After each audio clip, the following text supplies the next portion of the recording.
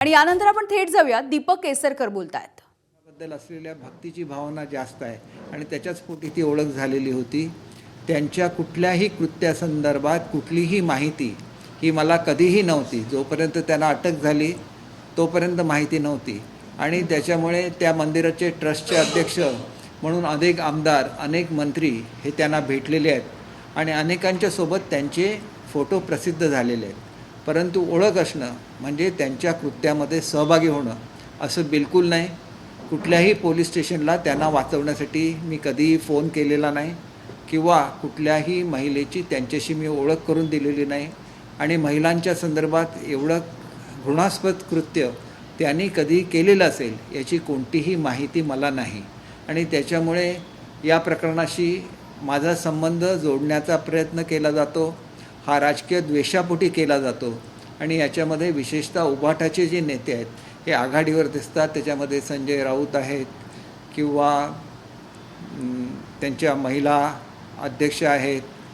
तर त्यांचं हे करण्याचं कारण, हे एकमेव कारण म्हणजे ज्यावेळेला शिवसेनेमध्ये संघर्ष घडला आणि ज्या वेळेला उभाटाच्या वतीने महाराष्ट्र पेटवण्यासाठी जागोजागी दंगली घडवून आणण्याचा प्रयत्न केला गेला, त्याच्यामध्ये मी ज्या प्रकारे आदरणीय एकनाथ शिंदे साहेबांची बाजू ही महाराष्ट्रासमोर आणली, त्याच्यामुळे त्यांचा हा प्रयत्न असफल झाला. महाराष्ट्राची जनता ही शिवसेनेबरोबर राहिली आणि मुख्य प्रवक्ता म्हणून मी जी केलेली कामगिरी होती त्याच्यामुळे जे लोक अशा तऱ्हेचा असंतोष महाराष्ट्रामध्ये घडून आणू पाहत होते त्याच्यामध्ये विशेषतः संजय राऊत होते आणि त्याच्यामुळे त्यांचा हा कट यशस्वी होऊ शकला नाही आणि या रागापोटी ते वेगवेगळी विधानं माझ्याबद्दल करत आहेत. कोणताही संशय जनतेमध्ये नसावा म्हणून मुद्दाम ही प्रेस कॉन्फरन्स घेत आहे. मी मध्यंतरी बाहेरगावी होतो, दुसऱ्या राज्यामध्ये होतो, त्याच्यामुळे प्रेस घेऊ शकलो नाही. परंतु मी आधी निर्विवादपणे सांगतो की याच्यामधल्या कुठल्याही गोष्टीचा माझा काडीमात्रही संबंध नाही. या झालेली घटना ही अत्यंत घृणास्पद आहे, त्याचा मी निषेध करतो आणि ह्या संबंधित व्यक्तीला जास्तीत जास्त कडक शिक्षा व्हावी अशी माझी ठाम भूमिका आहे. संजय राऊतांनी नाव घेतलेलं आहे. वाटते की जसं तुम्ही म्हणालात की काही विभाग तयार करण्याचा प्रयत्न आहे, काही राजकीय पार्श्वभूमी याला तुम्ही जोडू इच्छिता का? कारण जे राजकीय वाद आहेत ते आता खराबच्या जीवितात अशा पद्धतीने येताना बघायला मिळतात. निश्चितपणे अगदी माझ्या मतदारसंघामध्ये 500 रुपये प्रत्येक महिलेला देऊन त्या ठिकाणी उभाट्याच्या वतीने मोर्चे काढण्याचा प्रयत्न झाला. वास्तविक माझा काय संबंध आहे या गोष्टीशी? कारण ही केलेली ही त्यांची व्यक्तिगत गोष्ट आहे आणि ही गोष्ट कोणालाही माहिती नव्हती. माझ्याकडे एखादी तक्रार आली असेल आणि त्याची मी दखल घेतली नसती तर माझा दोष मी मानू शकलो असतो किंवा त्यांना वाचवण्याचा कुठलाही प्रयत्न मी केला असता तर तो मनुष्य दोषी असू शकतो. केवळ ओळख असल्यामुळे ते करत असलेल्या वाईट कृत्यांशी आपला संबंध नेऊन जोडणं हे संपूर्णपणे चुकीचं आहे आणि हा सगळा प्रयत्न उभाटाकडून होतं. ज्यांच्या नेत्यांनी त्यांच्या मंदिराला पाण्याची लाईन आणून दिली, त्यांच्या मंदिराला निधी दिला, तेच लोक आज असा आरोप करतायत म्हणजे त्यांनी केलं तर ते योग्य आहे आणि दुसरं कोण मंदिरात गेलं तर ते चुकीचं आहे असं म्हणणं हे साफ चुकीचं आहे.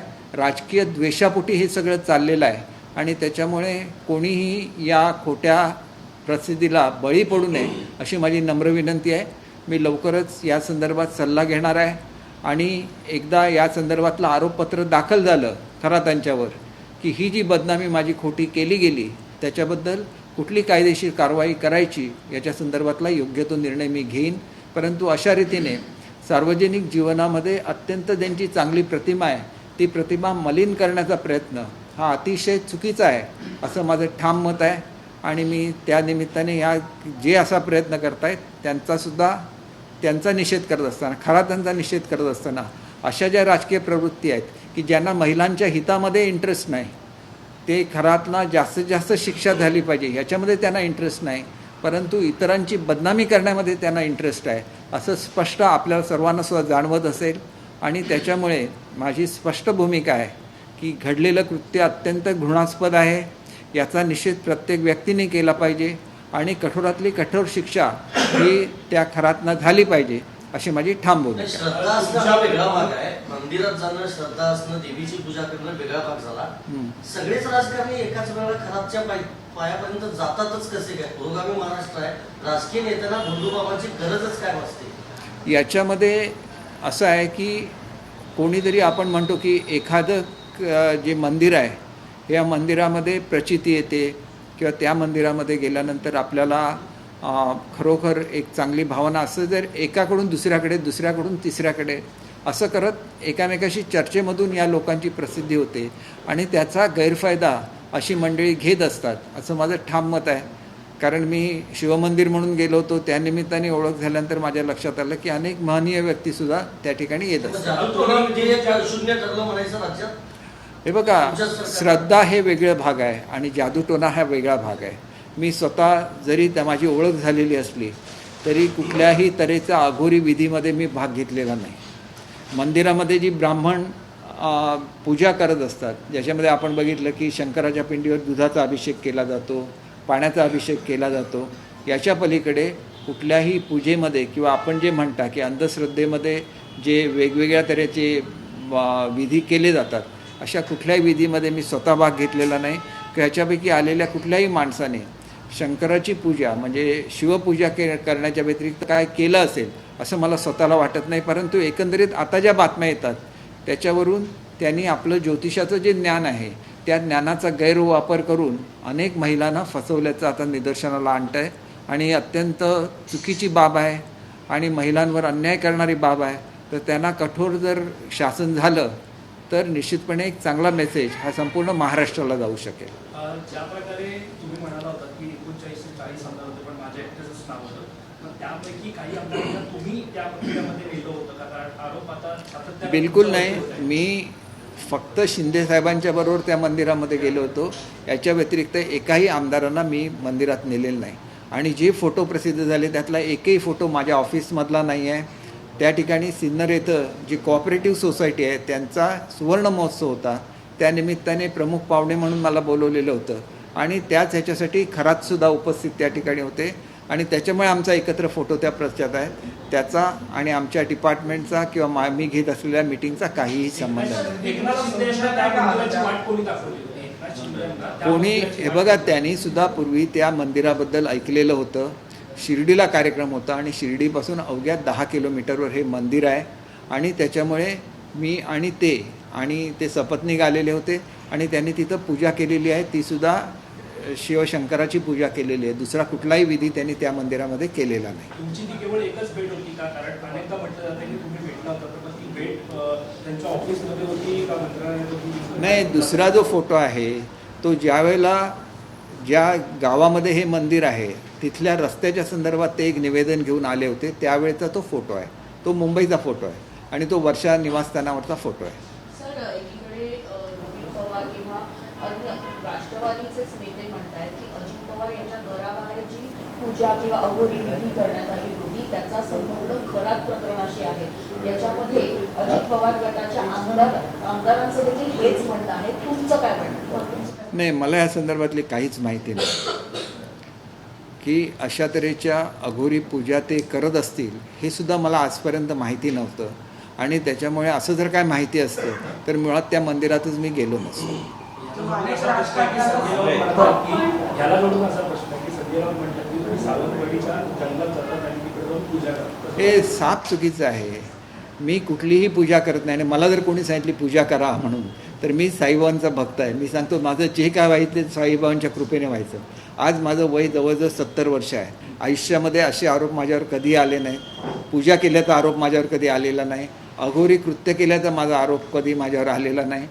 हे सगळे जे प्रकार असतात हे ह्यांच्या मनामधले प्रकार आहेत आणि आपल्याला माहिती आहे की काही वर्षापूर्वी संजय राऊत यांनी एका महिलेबरोबर कशा रीतीने बोलणं केलं याच्या क्लिप्स व्हायरल झालेल्या आहेत आणि किती खालच्या भाषेमध्ये ते महिलांच्या सोबत बोलतात हे सुद्धा महाराष्ट्राच्या जनतेने बघितलेलं आहे.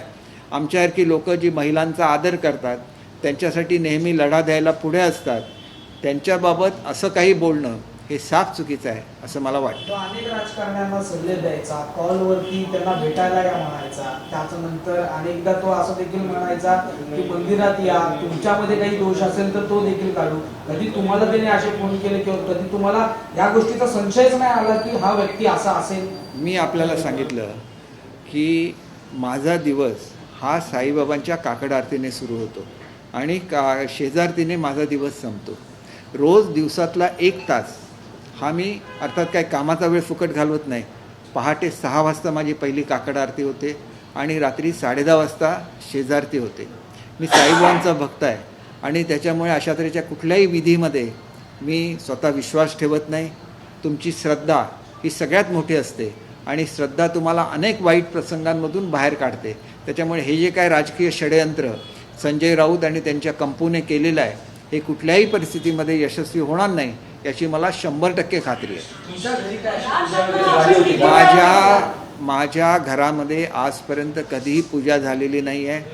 माझ्या घरामध्ये फक्त स्वामी समर्थांच्या पादुका येतात त्याची पूजा होते किंवा ज्यावेळेला गुरुपौर्णिमा असते त्या दिवशी साईबाबांच्या पादुका माझ्या घरी येतात त्यांची फक्त आम्ही पूजा करतो. याच्या व्यतिरिक्त कुठलीही पूजा ही माझ्या घरी कधीही होत नाही. असं मला नेमकं आठवणार नाही, परंतु मी शिर्डीचा भक्त असल्यामुळे पूर्वीच्या काळामध्ये सिन्नरवरून शिर्डीला जायला लागायचं. त्यावेळेला ईशानेश्वर मंदिरमध्ये जाणं व्हायचं. आता समृद्धी महामार्ग झाल्यानंतर किमान वर्षभर तरी तिथं मी गेलो नसावं असं मला वाटतं. तुम्ही ज्या प्रकारे म्हणाल की महाविकास आघाडी सरकारच्या काळामध्ये पाण्याची पाईपलाईन असेल त्या मंदिराला गेली, मात्र फडणवीसांचं सरकार असताना जवळपास 1.5 कोटींची तरतूद जी आहे त्या मंदिरासाठी झाली. ते विविध संस्था कार्यक्रम त्याच्या माध्यमातून होणार. एबीपी माझा, उघडा डोळे बघा नीट.